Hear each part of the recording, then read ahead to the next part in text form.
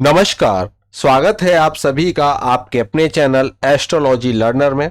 आओ ज्योतिष सीखे की श्रृंखला में आज हम आपके बीच में लेकर उपस्थित हैं पाठ 40 और पाठ 40 के साथ ही आज हम लेकर आए हैं आपके लिए कर्म प्रकरण। तो कर्म प्रकरण की यहाँ पर अर्थात जीविकोपार्जन का जो माध्यम है वह क्या होगा, जीवन का उद्देश्य क्या है, तो उसका विवेचन हम कर्म प्रकरण के अंतर्गत करने वाले हैं।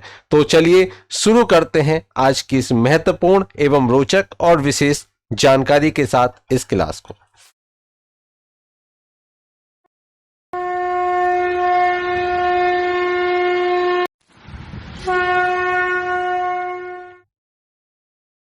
ईश्वर जब प्राणी को धरती पर भेजते हैं तो वह उसके निमित्त कोई ना कोई कार्य, कोई ना कोई उद्देश्य अवश्य रखते हैं। ऐसा नहीं है कि व्यक्ति पृथ्वी पर आया और जैसे आया वैसे ही चला गया। उसके पृथ्वी पर आने के, उसको जीवन देने के पीछे कोई ना कोई उद्देश्य ईश्वर का अवश्य होता है। तो जैसे आपने देखा कि बहुत से लोग इस धरती पर राजा जैसा जीवन व्यतीत करते हैं, तो कुछ जो भिक्षा है, भिक्षा मांगकर अपना जीवन व्यतीत करते हैं। कुछ का जीवन दरिद्रता से भरा हुआ होता है, तो कुछ का जीवन बहुत ही संपन्न और सुखी होता है। तो ये सभी उनके पूर्व जन्म के कर्मों के कारण उनको यहाँ पर उसका ये फल प्राप्त होता है। तो कर्म श्रेष्ठ है, भाग्य कर्म के आधार पर बनता है। अब वही जो कर्म आप जैसा पिछले जन्म में आपने कर्म किया वैसा ही फल, उसका ही फल आपको इस जन्म में लेना होता है। लेकिन जो कर्म आप इस जन्म में करोगे उसका फल आपको अगले जन्म में मिलेगा। और ये एक कर्म का सिद्धांत है।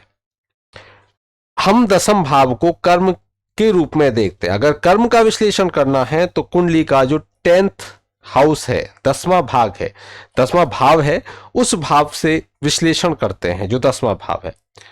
तो यहां पर पंचम, नवम, दसम, इनसे पूर्व जन्म के बारे में विश्लेषण करेंगे, दसम से वर्तमान जन्म के बारे में विश्लेषण करेंगे। कैसे कर्म करोगे, कैसे रहोगे, कौन सा जीविकोपार्जन का माध्यम होगा। आज की ये जो क्लास है, इससे पहले हमने विवाह प्रकरण की क्लास को देखा है। विवाह प्रकरण से संबंधित प्लेलिस्ट मैंने अलग बना दी है, और भी जो कुछ वीडियोस होंगी मैं और क्रिएट करूंगा तो वही प्लेलिस्ट में जाएंगी। बाकी ज्योतिष सीखिए की जो श्रृंखला है उसमें सभी वीडियोज रहने वाली हैं। लेकिन आपको अगर विशेष रूप से विवाह के बारे में विश्लेषण करना है तो विवाह की प्लेलिस्ट पर जाइए। इसी प्रकार से अगर दसम भाव का विश्लेषण करना होगा तो ये जो प्लेलिस्ट इसकी बनने वाली है कर्म प्रकरण के नाम से, या फिर जीविकोपार्जन के कर्म प्रकरण अथवा जीविकोपार्जन के नाम से, वहां पर आप जाकर दसम भाव से संबंधित, कर्म भाव से संबंधित जानकारी प्राप्त कर सकते हो। देखिए, आज के जीवन में प्रत्येक व्यक्ति का ये प्रश्न अवश्य रहता है कि आखिर वह करेगा क्या।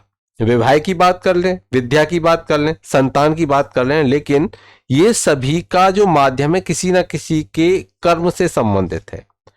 जीविकोपार्जन सबसे महत्वपूर्ण रहता है किसी भी व्यक्ति के जीवन में। धन का आगमन किस प्रकार से व्यक्ति कर सकता है, ये महत्वपूर्ण है। अब अगर हम लग्न से देखें किसी मनुष्य की, अगर हम कुंडली की विवेचना करें तो हम लग्न से उसके सौभाग्य का विचार करते हैं। और लग्न अगर मजबूत है, मेरा मतलब है कि लग्न अगर बलवान है, सबल है, तो भाग्य की उन्नति होगी। लेकिन अगर वहीं किसी व्यक्ति की जो लग्न है वह निर्बल है तो वहीं उसके भाग्य की अवनति भी होती है। तो लग्न का बलवान होना, सबल होना बेहद महत्वपूर्ण होता है।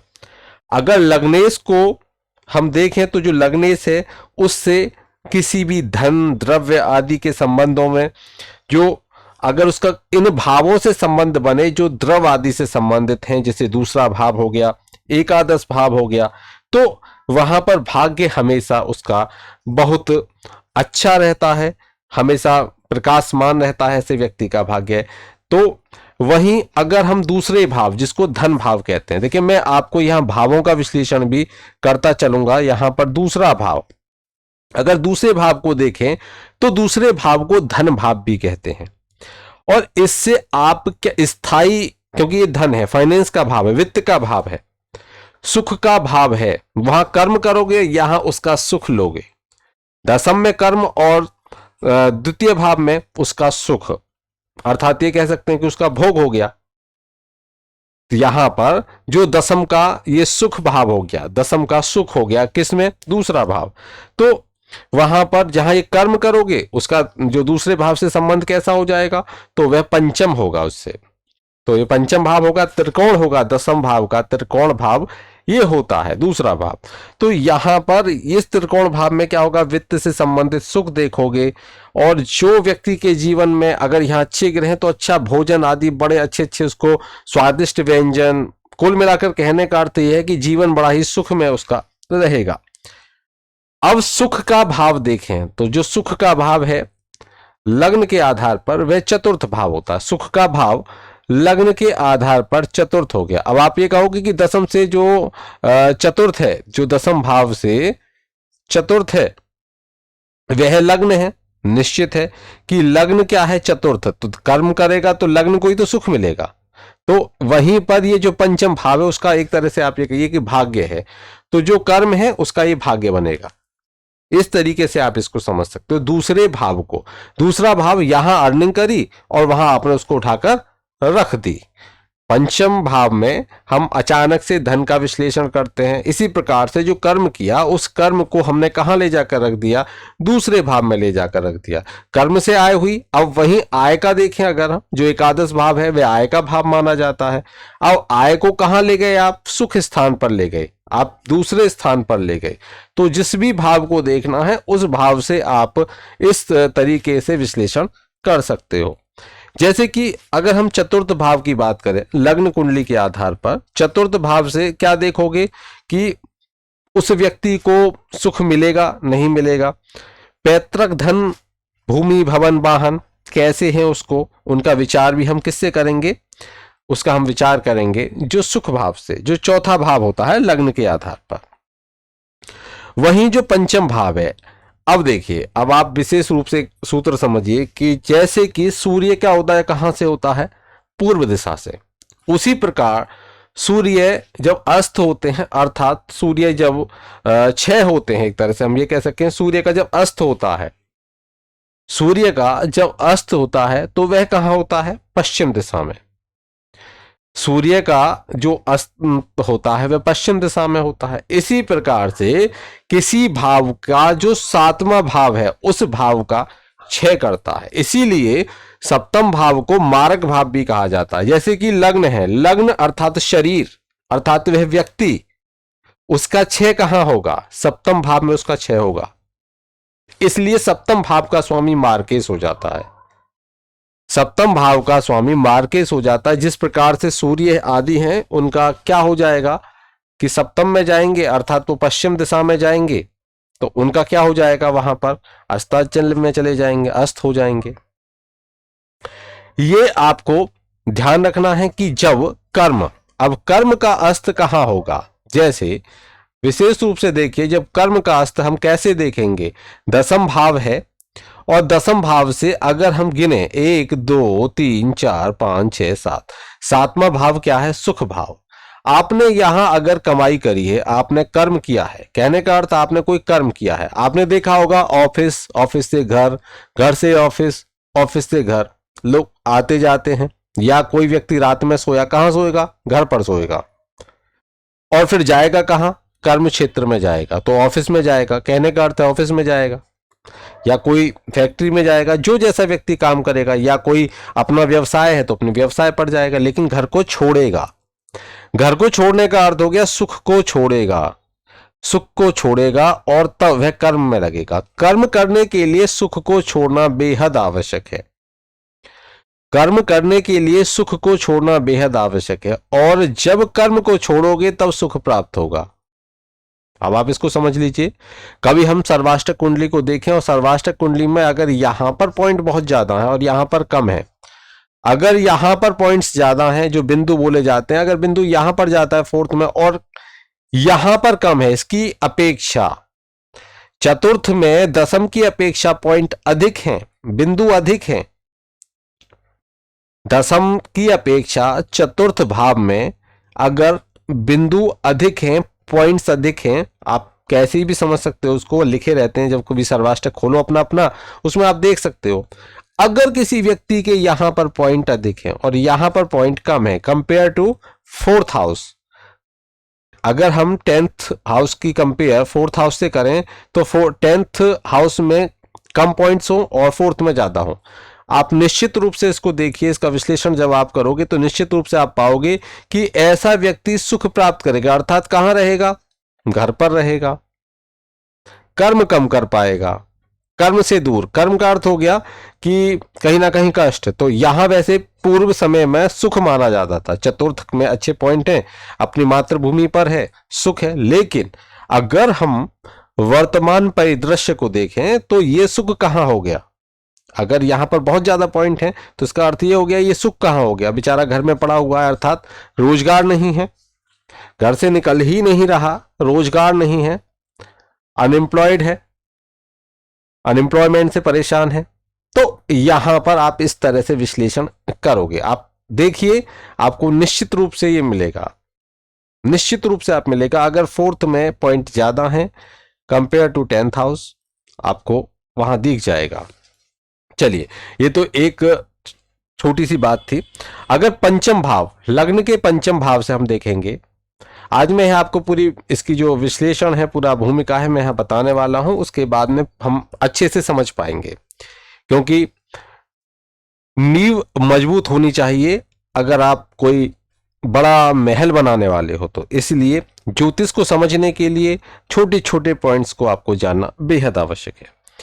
अगर पंचम भाव को देखेंगे, जो कुंडली का पंचम भाव होता है, जो 5th हाउस होता है, ये यहां से हम जो विचार करते हैं, ये मानकर चलते हैं कि कोई गवर्नमेंट, यहां पर राजा, पहले राजा चलते थे, आजकल हम गवर्नमेंट को कह सकते हैं, कोर्ट को कह सकते हैं, कोई यहां पर आदेश दे, कोई अनुग्रह करे, राजा अपने यहां पर इनवाइट करे, अर्थात यहां पर अगर कोई शुभ ग्रह है तो सरकारी नौकरी का योग बनाएगी, मतलब जॉब के लिए, गवर्नमेंट जॉब के लिए क्या दिला सकते हैं। अगर पंचम को देखेंगे, पंचम में अच्छे ग्रह बैठे हुए हैं, राजयोग कारक ग्रह बैठे हुए हैं, तो आप कहीं ना कहीं ये निश्चित कर सकते हो कि इस व्यक्ति के लिए किसी सरकारी विभाग से कोई लेटर अवश्य आएगा। अगर पंचम में अच्छी ग्रह स्थिति है, बलवान भी है, पाप ग्रह नहीं देखते हैं, तो आप ये समझ सकते हो। राजसी ग्रह है, जैसे मंगल हो गए, सूर्य हो गए, इस प्रकार से, तो यहां हम पंचम से ये देख सकते हैं। किसी को धन के बारे में देखना हो तब भी पंचम से देख सकते हैं, जैसे कि दशम से पंचम, ऐसी लग्न से पंचम, दशम से पंचम दूसरा भाव और लग्न से पंचम पंचम भाव।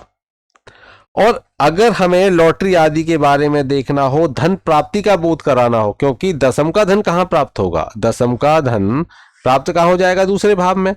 इसी प्रकार लग्न का धन कहां रखेगा, लग्न अपना पंचम भाव में, ठीक है। वैसे दूसरा भाव है, कुटुंब का भाव है, कुटुंब को देगा, लेकिन यहां पर ये उसकी लॉटरी का भाव, तो ये आपको समझना है। अब सप्तम भाव की को देखें, अगर हम सप्तम भाव को देखें, सप्तम भाव को अगर आप देखोगे तो व्यवसाय के बारे में, वाणिज्य के बारे में देखना है तो सप्तम भाव को देखोगे।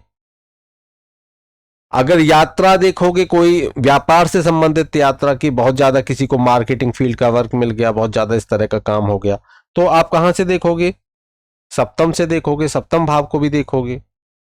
व्यापारिक कार्य सप्तम भाव से आप देखोगे, वाणिज्यिक कार्य, इनका विचार सप्तम भाव से आप करोगे। 10th हाउस को ही नहीं देखोगे, क्योंकि हम कर्म प्रकरण को देख रहे हैं, इसलिए हमको जानना बेहद आवश्यक है कि सप्तम से हम क्या क्या देख सकते हैं। साझेदारी को हम सप्तम से देख सकते हैं, पार्टनरशिप सप्तम से देख सकते हैं उसको, विवाह भाव भी हम सप्तम से ही, अधिकतर जो मुख्य भाव है वह सप्तम ही है, कलत्र भाव इसको कहा जाता है। वहीं अगर हम नवम भाव को देखें, 9th हाउस, अगर लग्न से नवम भाव को देखें, अब मैं यहां लग्न की बात कर रहा हूं तो लग्न से देखिए, ये त्रिकोण भाव है लग्न का, ये लग्न का, क्योंकि लग्न से अगर देखें त्रिकोण भाव में उत्तरोत्तर बली होता है, तो जैसे लग्न की अपेक्षा पंचम बल या पंचम की अपेक्षा नवम भाव अधिक बलवान होगा, उत्तरोत्तर भाव अधिक बलवान होगा।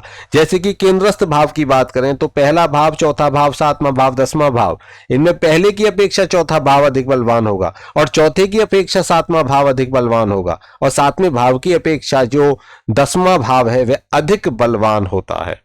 उत्तरोत्तर बल, यहां पर उत्तरोत्तर बल की बात की गई है। दसम भाव, तो यहां पर मैं नवम भाव की बात कर रहा हूं, तो नवम भाव से भाग्य का विचार करोगे, उस व्यक्ति के भाग्य का, उसके पिता का विचार भी आप यहां से करोगे, इसको भाग्य स्थान भी कहेंगे। अब हम बात करेंगे जो मुख्य भाव है कर्म से संबंधित, वह दसम भाव है। दसम भाव है, दसम भाव से किसी व्यक्ति के सम्मान की बात की जाती है। अब देखिए, बड़े ध्यान से सुनिए इस बात को, दसम भाव से किसी व्यक्ति के सम्मान की बात की जाएगी, उसको कितना सम्मान प्राप्त होगा। तो सम्मान, कर्म क्षेत्र के सम्मान की बात हम कर रहे हैं, कर्म क्षेत्र के सम्मान की बात कर रहे हैं। ऐसा नहीं घर पर सम्मान मिल रहा है, घर का अलग है, कर्म क्षेत्र में सम्मान उसको मिलेगा। मानकर चलिए कोई एक बहुत अच्छा राइटर है, सरकार के द्वारा उसको, अगर यहां शुभ ग्रह है तो सरकार के द्वारा उसको सम्मान दिया गया, तो ये सम्मान किससे देखोगे? 10th हाउस से देखोगे, उस व्यक्ति के 10th हाउस से देखोगे कैसे हैं। अगर वहां पर शुभ ग्रह बैठे हुए हैं, वहां पर जो राजसी ग्रह बैठे हुए हैं तो राजा से सम्मान प्राप्त करता है ऐसा व्यक्ति। गुरु आदि बैठे हुए हैं तो ज्ञान के आधार पर वह सम्मान प्राप्त करेगा, शिक्षा के आधार पर सम्मान प्राप्त करेगा। आगे हम इनका विश्लेषण करेंगे, जब हम सूत्रों को आपको समझाएंगे तो इसका पूर्ण विश्लेषण मैं आपको करके बताऊंगा। दसम भाव से एक विचार और किया जाता है, आपने कर्म योग का नाम सुना होगा। अगर कर्म योग के भाव का अगर अनुभव करना है, कर्म योग के भाव को अगर समझना है तो 10th हाउस कुंडली के दसम भाव से कर्म योग का ज्ञान भी होता है, कर्म योग का ज्ञान भी यह भाव कराता है। वहीं अब हम बात करेंगे एकादश भाव की। देखिए यहां पर हम इन भावों की, आप कहोगे भावों के बारे में तुम पहले जान चुके हैं, जानते हैं, लेकिन यहां मैं आज कर्म के परिप्रेक्ष्य में इन भावों की जो विवेचना है, विवेचना कर रहा हूं। एकादश भाव, ये पाप भाव भी है, लाभ भाव भी कहा जाता है। अब पाप और लाभ में क्यों कहा जाता है? देखिए, आप जब लाभ कमाने के उद्देश्य से कोई कार्य करते हो तो निश्चित रूप से आप प्रत्यक्ष अथवा परोक्ष रूप से कोई ना कोई पाप अवश्य करते हो, कोई ना कोई पाप अवश्य करते हो, तो इसलिए इसको पाप भाव भी कहा गया है। छोटे मोटे रोगों को देखने के लिए भी, अगर छोटे मोटे शारीरिक रोग हैं तो वह भी ये भाव देता है, छोटे मोटे रोग, लेकिन ये लाभ भाव है। और इस भाव में सभी प्रकार के जो ग्रह बैठे हों तो बड़े अच्छे परिणाम देते हैं। ये एकादश भाव, लाभ भाव। यहां पर धन संग्रह का, अब देखिए दसम, अब यहां से फिर सुनिए, जैसे लग्न कुटुंब को देगा, इसी प्रकार से जो दसम भाव है, दसम भाव से ये दूसरा दसम का कर्म का कुटुंब, आप ये समझिए कर्म का कुटुंब भाव है, ये कर्म का कुटुंब भाव है, कार्य क्षेत्र से संबंधित ये भाव, ये लाभ भाव है। यहां पर व्यक्ति धन का संग्रह करता है अपना, बैंक खाते में पड़े हुए कितना है भाई बैंक खाते में, जैसे कर्म किया, ऑफिस में जॉब कर रहे हो आप, कर्म किया और वो पैसे कहां आए? बैंक खाते में चले गए, आपके इकट्ठे हो रहे हैं, लाभ हो रहा है उससे, कर्म से लाभ हो रहा है, तो कर्म का दूसरा भाव, वहां संग्रह कर रहे हो आप उसका, कर्म का दूसरा भाव क्या हो गया? कर्म का दूसरा भाव हो गया 11th हाउस, मतलब 11वां भाव, एकादश भाव, ये लाभ भाव कहा जाता है। यहां तक हम समझे, बाकी 12th हाउस को आप जानते हो, ये खर्चों का भाव है, व्यय भाव है। अब हमें कर्म भाव को देखना है, तो यहां पर हम जो मुख्य भाव है वह मैंने आपको बता दिए। अब आगे बात करते हैं। अब यदि आपसे कोई प्रश्न करता है अपने द्रव्य के बारे में, अपने सुख के बारे में, इनके कारक को देखिए कैसे, सुख देने वाले कौन? शुक्र, वीनस, ये सुख देने वाले हैं। तो शुक्र से आप सांसारिक सुखों की बात करोगे। सुख भी कई प्रकार के हो गए, किसी को अध्यात्म में है तो उसको आध्यात्मिक सुख, लेकिन जो संसार में है इस समय, संसार की मोह माया में है, तो उसको सांसारिक सुखों की हम बात करेंगे। अध्यात्म तो गुरु बृहस्पति, लेकिन सांसारिक सुख देने वाले शुक्र। तो सांसारिक सुखों की अगर हम बात करें तो सांसारिक सुख की प्रबलता को अगर देखोगे तो वह शुक्र से देखोगे। शुक्र अगर बहुत अच्छी स्थिति में है तो सर्व सुख उसको मिलने वाले हैं, सांसारिक सुख, सर्व सांसारिक सुख उसको मिलने वाले हैं। लेकिन अगर हम देखें कि शुक्र की स्थिति अच्छी नहीं है तो वहां पर वह किसी न किसी प्रकार से वैभव आदि से वंचित रहेगा, सुख में कमी देखने को मिलेगी। वहीं अगर धन संग्रह की बात करें तो धन संग्रह की अगर हम बात करें तो वह धन संग्रह, या ये कह सकते हैं कि द्रव्य के जो संचय की बात करें तो उसका विचार अगर करोगे तो बृहस्पति को देखना होगा। अगर आप ये देखो कि कितना आप संचय कर पाओगे, किसी के जीवन में आपने देखा होगा कि संचय की स्थिति नहीं होती, वो अर्निंग करेगा और उसका यूज करेगा, मतलब कमाएगा खाएगा, कमाएगा खाएगा। लेकिन अगर कोई कहे कि भाई पीछे के लिए कुछ रखा हुआ है तो पता चलेगा कि कुछ नहीं रखा हुआ, जो कुछ था खाया पिया हजम किया। कुछ लोगों की स्थिति ऐसी होती है कि उनके पास में बैंक बैलेंस अच्छा रहता है। इसका कारण किसको देखें? बृहस्पति को। गुरु बृहस्पति अगर शुभ स्थिति में है, अच्छी स्थिति में है, तो वह संग्रह कराते हैं, द्रव्य का संग्रह कराएंगे। लेकिन अगर अशुभ स्थिति में आ गए, नीच हो गए, कोई भी स्थिति जो 6, 8, 12 में चले गए, या कोई भी विकट स्थिति वहां पर दिखे, तो आप ये कह सकते हो कि ये व्यक्ति के जीवन में धन आएगा तो सही, लेकिन ये इसका संग्रह नहीं कर पाएगा। ये सभी भावों का और उनके जो अधिपति हैं उनका जब आप विश्लेषण करोगे, खासकर शुक्र और बृहस्पति, इनका तो इन भावों के साथ में विशेष रूप से आपको ध्यान रखना होगा जब भी धन की बात करोगे। क्योंकि मनुष्य के जीवन में अगर हम देखें तो धन संबंधित पूर्ण जो ज्ञान है वह हमें इन्हीं भावों से और बृहस्पति और शुक्र के अध्ययन से बहुत हद तक प्राप्त हो जाता है। देखिए, धन स्थान का अगर आप रिजल्ट देखोगे, धन स्थान आप जानते हो कौन सा हाउस है? दूसरा घर। ये दूसरा घर है धन स्थान। धन स्थान से का जो परिणाम है वह आप ये मान सकते हो कि एकादश स्थान से धन जो है वो लाभ विधि का विचार होता है। धन का जो किसका लाभ विधि का विचार होता है धन से। एकादश स्थान से सुख है, एकादश स्थान से सुख है। अगर 11th हाउस मतलब लाभाधिपति, या हम ये कह सकते हैं कि आयुष, कुछ भी आप कह सकते हो, 11th हाउस का जो लॉर्ड है अगर ये कमजोर है या किसी गलत जगह पर बैठा हुआ, देखिए मैं कहां की बात कर रहा हूं, 11th हाउस का लॉर्ड, जैसे कि यहां पर मेष लग्न की कुंडली में शनि हो जाते हैं 11th हाउस के लॉर्ड, अगर ये नीच हो गए या 6, 8, 12 में बैठ गए, स्थिति इनके विपरीत हो जाती है। तो किसी भी प्रकार से ये दोष युक्त हो जाए तो यहां पर उस व्यक्ति को धन प्राप्त करने में भी बहुत सारे कष्ट झेलने पड़ेंगे। 11th हाउस का लॉर्ड, ध्यान दीजिए, जैसे कि यहां पर 11th हाउस कौन हो गया, अब ये सूत्र आप समझते चलिए, ये 11th हाउस हो गया, इसका लॉर्ड चंद्रमा। अगर चंद्रमा क्या हो जाए, मानकर चलिए चंद्रमा यहां बैठ जाए, नीच हो गए, चंद्रमा यहां बैठ जाए, 6, 8, 12 में चले गए, इस प्रकार की स्थिति अगर बन गई तो यहां पर जो दूसरा भाव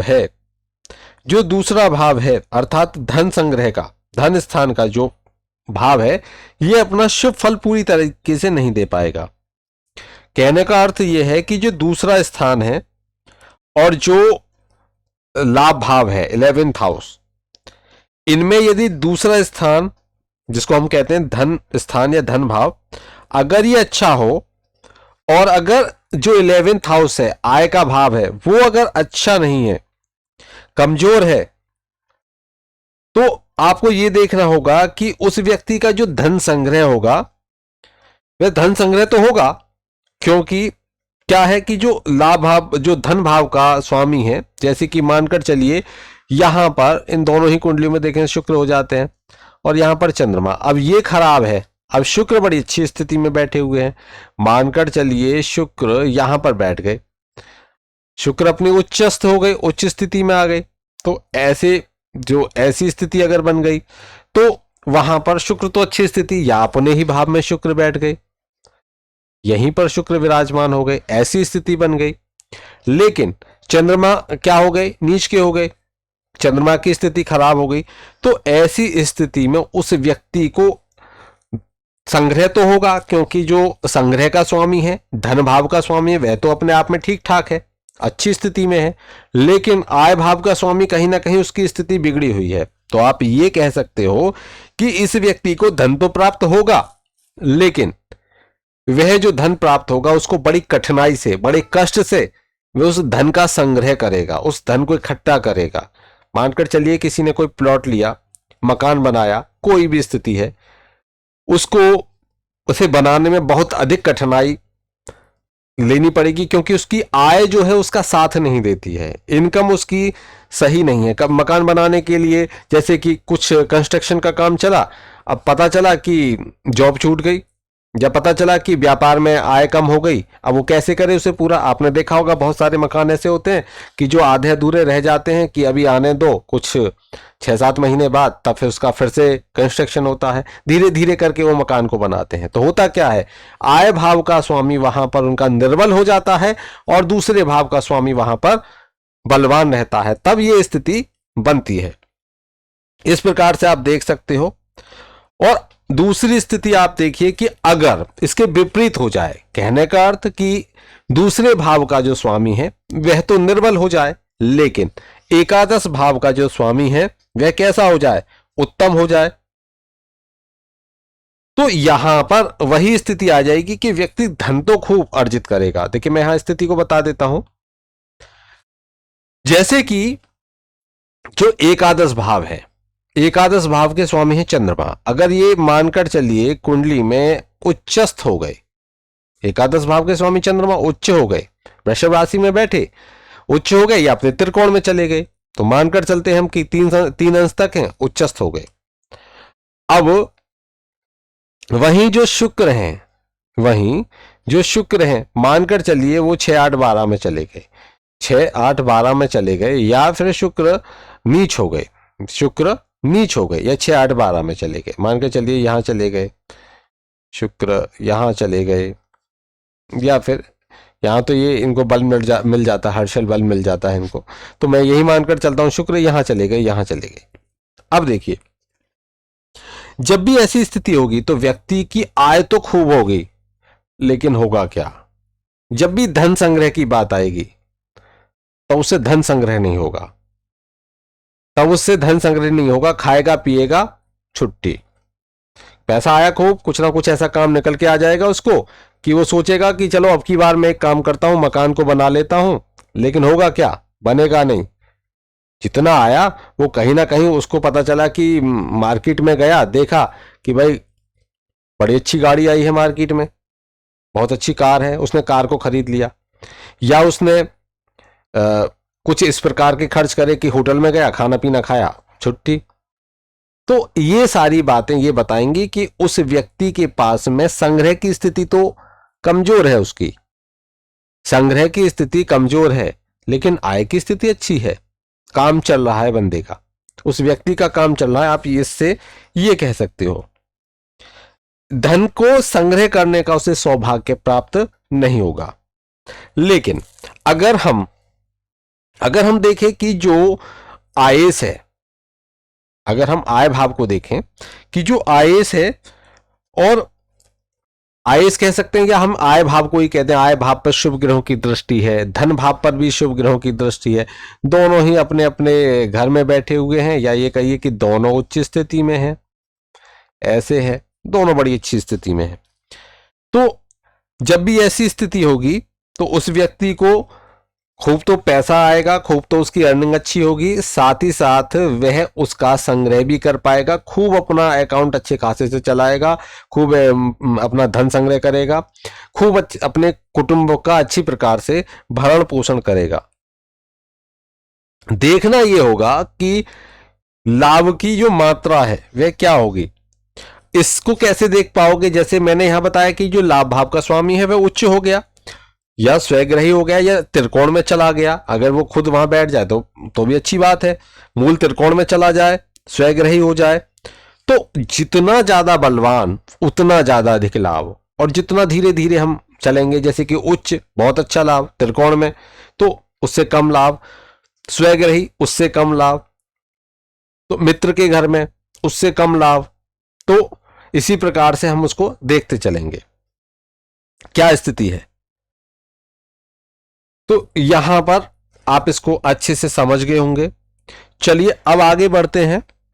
अब इसके विचार के लिए हमको क्या और देखना होता है? देखिए क्या और देख सकते हैं इसके विचार के लिए।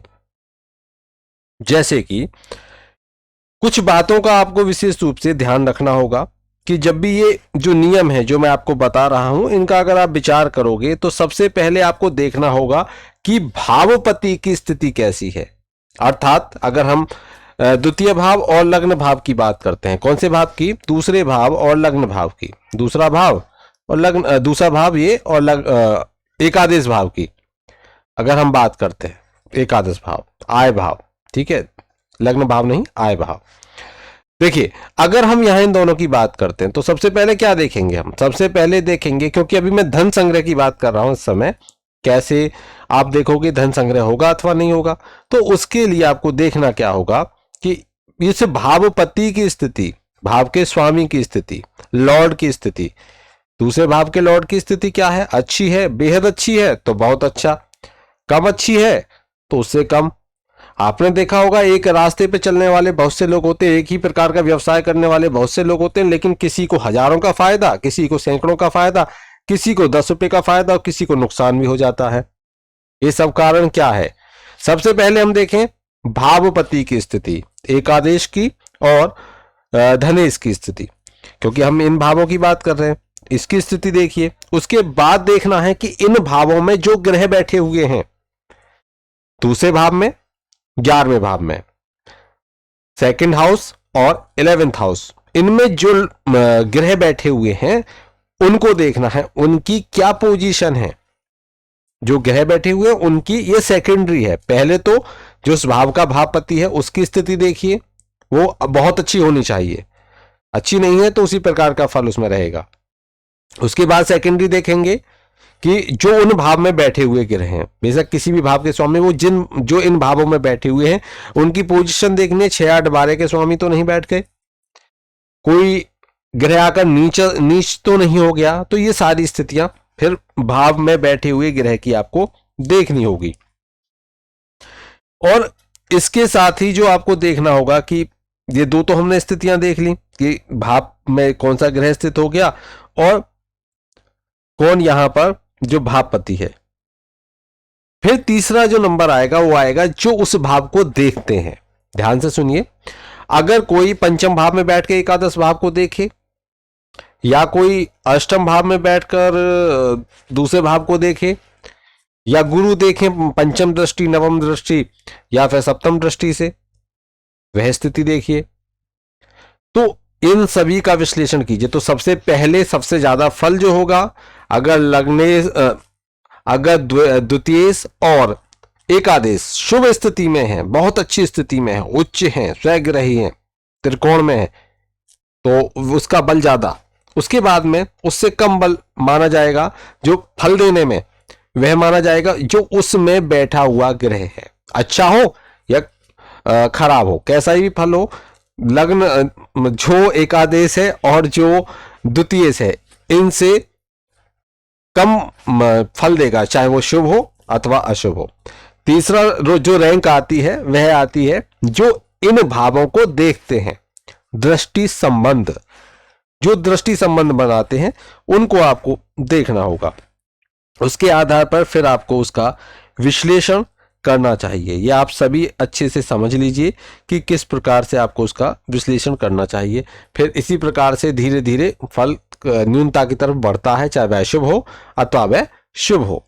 कुछ बातें जो बहुत विशेष हैं, नोट कर लीजिए अपनी अपनी डायरियों में, आप नोट करते चलिए। जो भी सीख रहे हैं अपनी डायरी में ये विशेष सूत्र अवश्य नोट कीजिए। जो दूसरा भाव है, कुंडली का जो दूसरा भाव है, देखिए ये भाव, इस भाव में अगर मंगल बैठे हो तो अपना फल खत्म। मंगल का यहां पर कोई फल नहीं देते। मंगल बैठे हो तो निष्फल हो जाते हैं, कोई फल नहीं देते।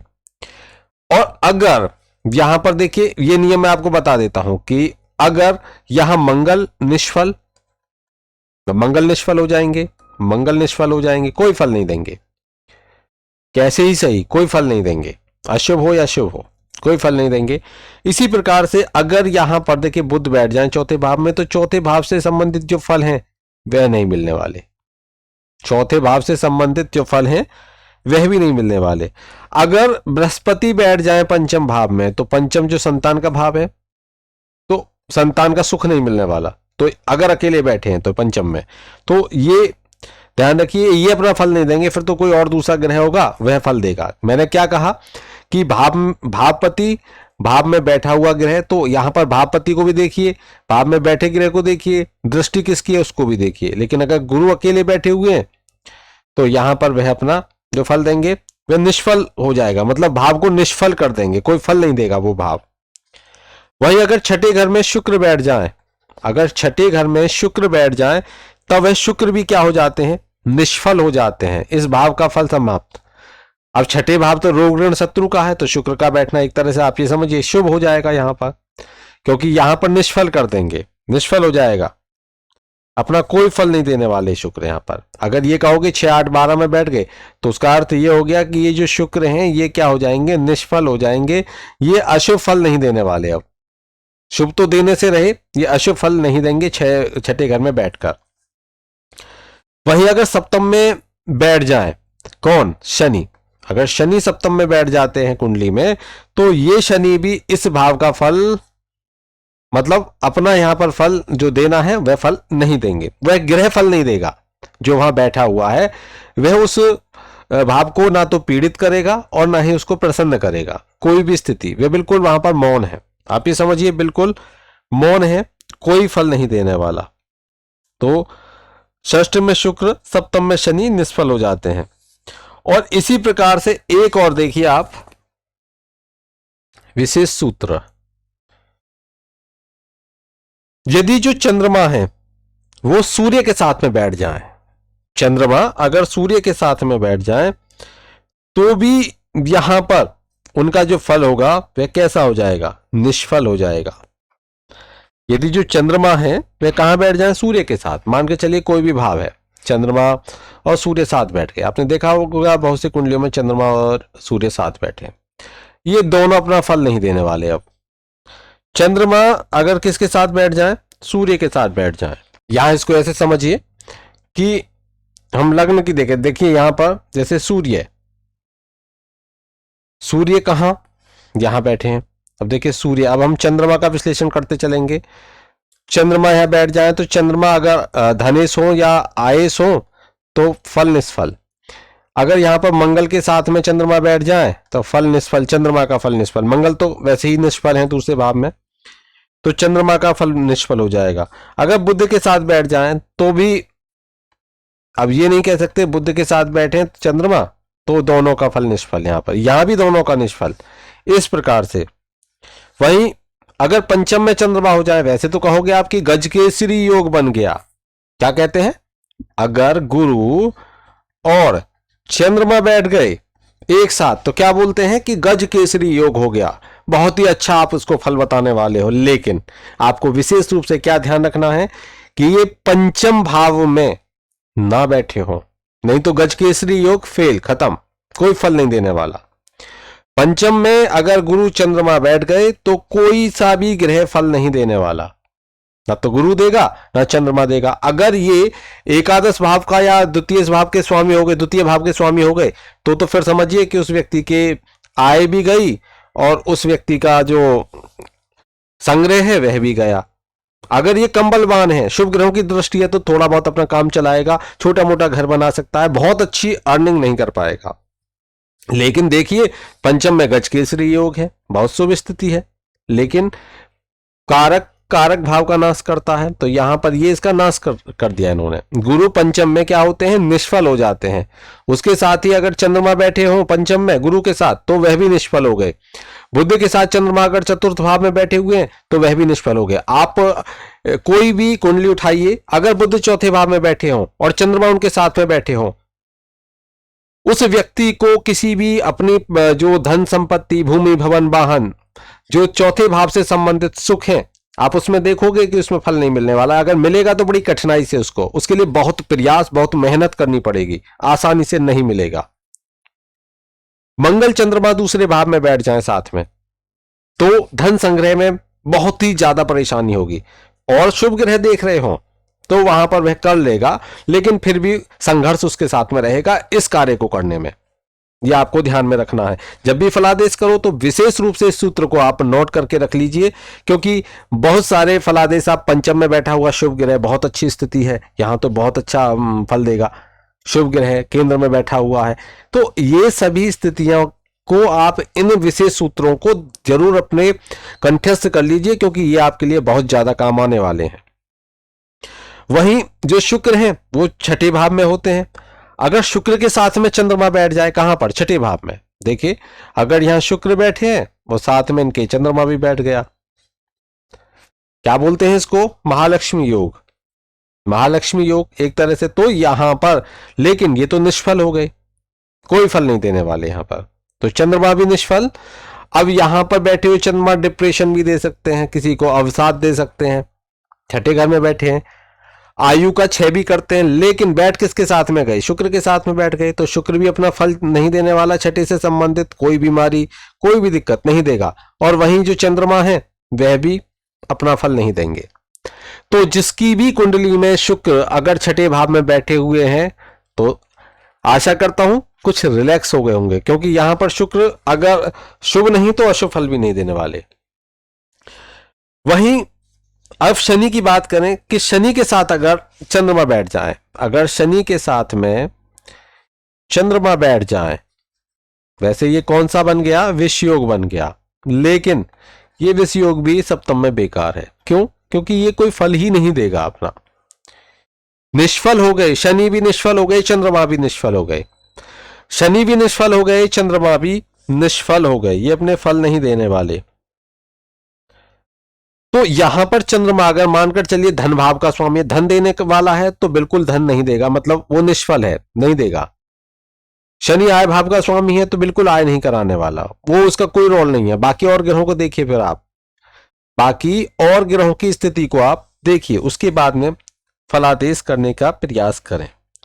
देखिए यहां तक आपको अच्छे से समझ में आ गया होगा। बाकी जो कोई भी आप मुझे कमेंट करोगे तो उसकी मैं वीडियो ही लेकर आने वाला हूं।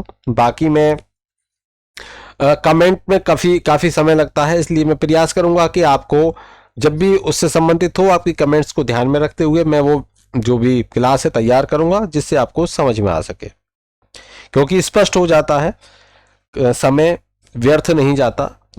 अब आप ये समझिए कि हम क्या देखें, यहां देख चुके, द्वितीय को देख चुके, धन भाव की बात कर रहे हैं। और एक बात और आप ध्यान रखिए कि अगर सेकंड हाउस का जो लॉर्ड है, अर्थात जो द्वितीय है, जो सेकंड हाउस का लॉर्ड है, यहां पर यहां के जो लॉर्ड है कौन है, शुक्र है। जो द्वितीय भाव का लॉर्ड है वह शुक्र हो गया। अगर वह कहां जाए, 11th हाउस में आकर बैठ जाए, कहां बैठ जाए कि भाई हम तो यहां बैठेंगे, यहां आकर बैठ जाए, कौन, शुक्र, ठीक है। वहीं जो 11th हाउस का लॉर्ड है वो कहां आ जाए, वो आ जाए यहां आकर बैठ जाए, मतलब चंद्रमा यहां आकर बैठ जाए।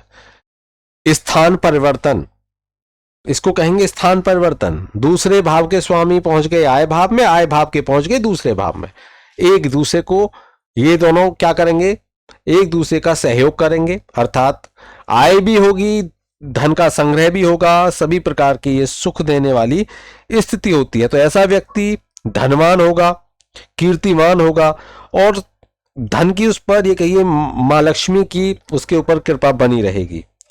वहीं अगर ये जो भाव के स्वामी चाहे एकादस्थ हो, जो एकादश भाव के स्वामी हो या फिर जो द्वितीय भाव के स्वामी हो, दोनों अगर 6-8-12 में चले गए, अगर 6-8-12 में चले गए तो ऐसी स्थिति में क्या होगा, धन का नाश होता है, धन में कमी होती है, धन का नाश होता है। अगर ये कहाँ चले जाएं, चाहे ये चंद्रमा शुक्र अगर यहाँ चले जाएं 6 में, 8 में, 12 में, तो कहीं ना कहीं धन का नाश कराते हैं। चलिए आगे जब मैं भाग 2 लेकर आऊंगा तो वहां लग्न, द्वितीय और बृहस्पति से जो विचार करने होते हैं वो विचार करना आपको सिखाने वाला हूं, जिसके लिए लगभग मैं 11 से 11, 12, 15 के आसपास में सूत्र लेकर आऊंगा आपके लिए। तो उसके बाद में फिर हम अन्य भाव को देखेंगे ताकि आप विश्लेषण बिल्कुल सटीक कर सकें और आपको ये समझ में आए, जो विषय आपके पास पहुंचे वो स्पष्ट हो। आप सभी का स्नेह हमें प्राप्त हो रहा है, उसके लिए आप सभी को हृदय से धन्यवाद। और सभी साथियों का सहयोग, अगर कोई व्यक्तिगत परामर्श लेना चाहे तो वह हमारा जो यहाँ पर नंबर चल रहा है उस वहां से ले सकता है। उसकी अलग से जो चार्ज है, जो शुल्क है वो अलग है, तो वहीं आपको बता दिया जाएगा। बाकी आप सभी देखते रहिए, ज्ञान अर्जित करते रहिए और अपनी एक डायरी या अपने एक नोट्स जो कहते हैं वो तैयार करते रहिए। चलिए बहुत बहुत धन्यवाद। जय श्री कृष्ण।